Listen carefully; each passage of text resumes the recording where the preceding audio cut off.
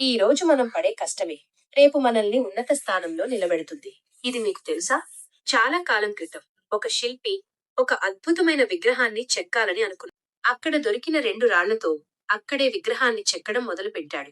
మొదటి రాయి ఉలి దెబ్బలకు భయపడి, నొప్పిని భరించలేక తనను వదిలేయమని కోరింది. దాంతో శిల్పి దాన్ని పక్కన పడేశాడు. తను రెండో రాయిని తీసుకున్నాడు.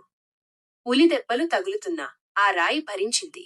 ఈ నొప్పి నా ఎదుగుదల కోసం, నన్నొక అందమైన రూపంగా మార్చడం కోసం అని తనలో తాను అనుకుంది.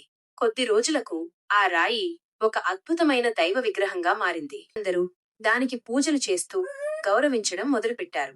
కాని మొదటి రాయి మాత్రం అదే విగ్రహం ముందు ఒక మామూలు రాతిమెట్టుగా పడింది. భక్తులందరూ ఆ రాయి మీద కాళ్లు పెట్టి తొక్కుకుంటూ లోపలికి వెళ్ళేవారు.